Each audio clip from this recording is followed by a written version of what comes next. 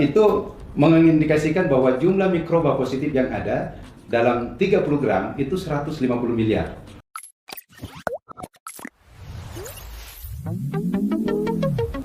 Bismillahirrahmanirrahim. Assalamualaikum warahmatullahi wabarakatuh. Waalaikumsalam warahmatullahi wabarakatuh. Mitra-mitra PTBS, hari ini kami kehadiran tamu yang sangat luar biasa, spesial tentunya. Di depan saya ada salah satu dari tim konsultan Eco Farming. Beliau adalah Bapak Jamaluddin Al-Afghani. Selamat datang Pak Jamal. Terima kasih. Di kantor PTBS. Beliau selaku Widya Suara bidang pertanian organik di Kementerian Pertanian. Kemudian beliau juga asesor pertanian organik Lembaga Sertifikasi Profesi Pertanian Kementerian Pertanian. Ya. Hari ini kami mau bincang-bincang nih dengan Pak Jamal ya, tentunya terkait dengan produk yang dipasarkan oleh PTBS, yaitu adalah produk Eco Farming. Nah, produk Eco Farming ini sangat luar biasa penjualannya, sangat ramai sekali, sangat laku sekali. Namun tentunya banyak sekali mitra-mitra atau mungkin masyarakat yang sebenarnya belum paham betul seperti apa sih sebenarnya kinerja Eco Farming ini. Nah, yang pertama saya mau tanya, seperti apa sih Pak pupuk Eco Farming ini sebenarnya secara garis besar ya? Ya, baik Pak Nur, terima kasih. Jadi para sahabat sekalian, Eco Farming ini kebetulan kami sudah melakukan beberapa kali uji laboratorium terkait dengan kandungan-kandungannya. Jadi yang pertama tentu kalau yang sudah ada di kemasan yang sudah sering kita lihat adalah ada kandungan C organiknya. Nah, C organik ini adalah merupakan salah satu bahan yang sangat vital dalam memperbaiki kualitas tanah ya. Jadi tanah yang baik itu diindikasikan dengan C organik yang semakin tinggi. Nah, saat ini kondisi tanah kita kenapa masuk dalam kategori kurus? Karena C organiknya rata-rata kurang dari 2%, bahkan saat ini menuju ke 1%. Nah, jadi ini adalah satu hal yang menggembirakan bagi kita bahwa ada satu produk kecil tetapi kadar C organiknya sangat luar biasa. Kemudian yang kedua ada kandungan N-nya, P-nya, K-nya, ya sekalipun dalam jumlah yang kecil, tapi ingat bahwa memang untuk bahan organik tidak ada NPK yang di atas 5 ya. Jadi kalau Mas Nur, kalau misalnya ada pupuk organik yang N-nya di atas 5, itu malah dipertanyakan, jangan-jangan pakai urea. Jadi secara peraturan memang nggak boleh. Nggak boleh. Meskipun di Kementerian Pertanian kita membolehkan N itu sampai di angka 6, tetapi kalau bicara di sertifikasi, rata-rata lembaga sertifikasi organik akan mencari ada apa sebenarnya kenapa sampai di atas 5, dan pada akhirnya rata-rata mereka tidak merekomendasikan bahwa itu produk organik. Jadi kalau organik murni jarang sekali kita dapatkan di atas 5. Nah, kemudian yang kedua, Pak Nur, ini yang luar biasa dari hasil uji kami bahwa di dalam pupuk ini ternyata mengandung mikroba yang luar biasa besar. Jadi kalau misalnya nilai NPK-nya kecil tetapi mikroba penambat nitrogen itu yang tinggi, sehingga dia bisa mengambil nitrogen yang ada di udara. Ingat ya, di udara ini ada nitrogen sekitar kurang lebih 80% yang bisa diambil oleh mikroba di dalam tanah. Mereka juga mikroba-mikroba ini, kalau bahasanya Kepala Badan kami kemarin mengatakan bahwa mikroba ini ibaratnya adalah pasukan khusus.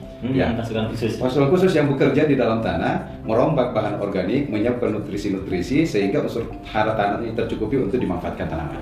Iya, karena banyak sekali pertanyaan kan, kenapa Eco Farming ini bisa bikin pertaniannya subur sedangkan kan kandungannya kecil gitu kan? Nah, termasuk juga mungkin gini, Mas Nur, bahwa masa sih benda sekecil ini bisa digunakan untuk 1 hektar gitu ya. Nah, saya ingin jelaskan para sahabat mitra PTBS dimanapun berada, di dalam satu tub Eco Farming ini hasil uji lab kami yang baru keluar kurang lebih 2 minggu yang lalu ya, kurang lebih 2-3 minggu yang lalu, itu mengindikasikan bahwa jumlah mikroba positif yang ada dalam 30 gram itu 150 miliar. Nah, padahal dalam kondisi belum diapa-apain ya? Belum diapa-apain. Nah, ada 150 miliar. 50 miliar. Itu minimal dari 5 kali ulangan. 5 kali ulangan di dalam pengujian di laboratorium, itu nilai terkecil adalah 150 miliar. Nilai tertinggi diperoleh 189 miliar per satu tub. Jadi kalau kita ambil tengahnya, itu kurang lebih sebenarnya 170 miliar rata-ratanya ya. Tapi itu maknanya apa? Maknanya begini, dengan mikroba yang dalam jumlah yang besar, itu ketika kita aplikasikan ke tanah sebenarnya tidak perlu, langkah awal tidak perlu sebenarnya kita lakukan pengembangbiakan lagi, fermentasi gitu ya. Itu yang pertama. Yang kedua, ketika kita aplikasikan ke tanah, di dalam satu kali aplikasi, misalnya kemarin saya membuat sebuah catatan kecil bagaimana kita breakdown di dalam dalam 1000 ml itu ada 150 miliar misalnya. Nah, artinya setiap 100 ml itu ada kurang lebih 15 miliar. Nah, jadi dalam 50 ml itu ada 7,5 ada sekitar 75 miliar, ada sekitar 7,5 miliar maksud saya. Ada sekitar 7,5 miliar dalam satu tangki.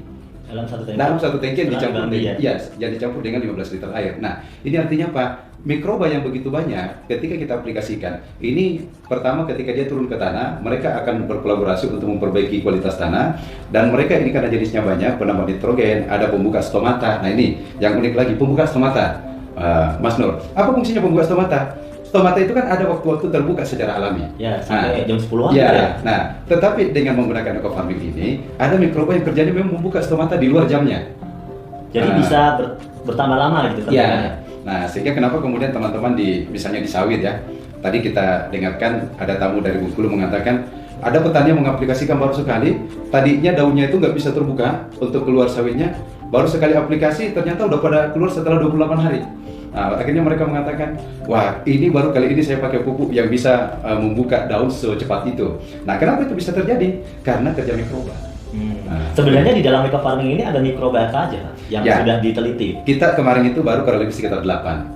Jadi ada mikroba aerob. Mikroba aerob ini sangat bagus untuk memperbaiki kualitas tanah, kualitas air ya. Sehingga kalau misalnya ada lahan-lahan yang kondisi airnya kurang bagus, nah itu bisa diperbaiki dengan mikroba aerob. Kemudian ada pelarut fosfat. Nah, di dalam tanah kita, Mas Nur, hasil residu-residu dari pemupukan yang menggunakan non-organik, itu banyak sekali fosfat-fosfat yang tersedia, tidak larut. Nah, dengan menambahkan eco-farming, itu akan melarutkan fosfat-fosfat tersedia sehingga tanpa dipupuk pun tanaman sudah tercukupi. Nah, itulah kenapa kemudian dengan pengurangan sampai 75%, kenapa kemudian ternyata masih tetap bisa mencukupi unsur hara tanaman karena kerja mikroba yang memanfaatkan bahan-bahan yang tersedia di dalam tanah. Kemudian ada mikroba yang fungsinya juga adalah untuk melarutkan residu. Jadi residu-residu dari hasil sisa-sisa racun, pestisida segala macam itu bisa dilarutkan sehingga tanah menjadi lebih sehat. Ada selain penambat nitrogen, pelarut fosfat, nah kita mikoriza. Nah ini dia, ini mikoriza yang sangat luar biasa. Kenapa luar biasa? Mikoriza ini mampu mengambil makanan untuk disuplai ke akar tanaman dalam jarak yang sangat jauh. Jadi dia bekerja membantu menyuplai makanan. Ya, menyuplai. Dan yang kedua, mikoriza ini dia juga sekaligus membuat cadangan makanan. Nah, jadi kalau misalnya ada tanaman-tanaman yang kekeringan gitu ya, tidak tersuplai unsur hara dalam waktu air dan cukup misalnya, itu karena adanya cadangan makanan dari mikoriza sehingga dia masih tetap tahan. Nah, inilah kelebihannya sehingga kita mendengarkan banyak sekali dari teman-teman menyampaikan bahwa kenapa kok kekeringan tapi masih tetap hijau. Nah, itu salah satu fungsi hasil kerja dari mikoriza ini. Dan yang lainnya mungkin? Nah, jadi kita baru intinya begini. Kita baru mengidentifikasi mikroba ini kurang lebih sekitar 200 juta dari 150 miliar. Nah, sehingga baru diidentifikasi sebagian? Iya, baru sebagian. Dari 150 miliar ini, hasil uji kita baru kurang lebih 200 juta yang teridentifikasi. Artinya apa? Masih banyak mikroba-mikroba positif lain yang belum kita ketahui apa namanya, tetapi hasilnya sudah nampak kinerjanya. Nah, jadi begitu diaplikasikan ke tanaman, loh kok ini bagus. Nah, itu dia rupanya kolaborasi dari banyak mikroba ini memberikan pengaruh yang luar biasa untuk menyiapkan unsur hara dalam tanah.